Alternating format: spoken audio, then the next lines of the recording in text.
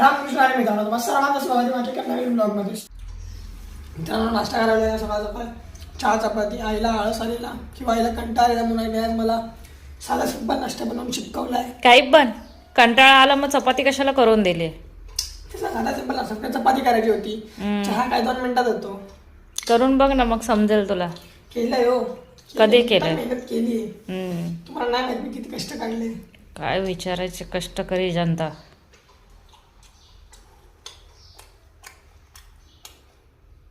So आता वाजलेत सकाळचे 6:24 झालेत. आता मी निघतोय कॉलेजसाठी, कारण सध्या आमचे स्पोर्ट्स चालू ना.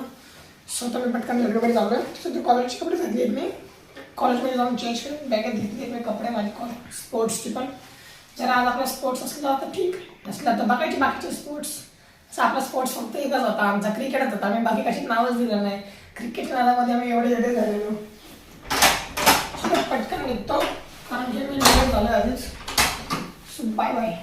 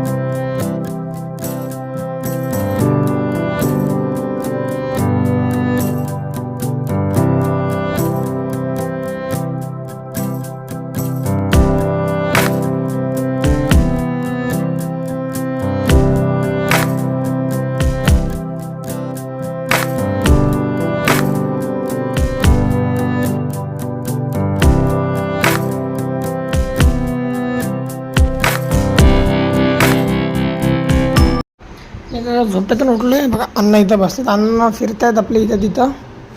आपल्या इथं हॉलमध्ये एकटाच बसलोय. अण्णा इथं बसले, अण्णा आम्हाला आता बाहेर आले.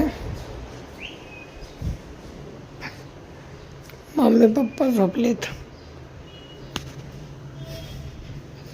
आई पण झोपलेत बघा. सगळे झोपलेत आणि पप्पा पण आज कामाला गेलो नाही, बरं वाटत नाही म्हणून. पप्पाला पण बरं नाही म्हणून पप्पा पण आज कामावरती गेलो नाही. असं काय करायचं. मी पण आज गोष्टीवर झाला मस्त की व्हॉलीबॉल वगैरे त्याला खेळलो, जरा आज मजा आली. काल सगळे वैयक्तिक खेळ होते ना, एवढी मजा आली नाही. आज चांगली खेळ होते, मजा आली. जरासं काहीतरी वाटतं. क्रिकेट आहे सगळं, प्रॅक्टिस क्रिकेटची झाली मागच. जायचं फक्त उद्या बॅट बॉल घेऊन तोंड उचलून जायचं, फिल्डिंग करायचं, न्यायचं आहे. मित्रांनो, आता वाजलेत संध्याकाळचे 5:10 झालेत. होता मला लागली आहे भूक. पप्पा तिथं गॅलरीत बसलेत, आजारी आहेत म्हणून आज घरी थांबले तर मोबाईल बघत बसलेत बघा. आणि मम्मीचा नाश्ता बनवते. 5:15 वाजले, अजून तुमचा नाश्ता रेडी नाही. हे काय उपमा असं?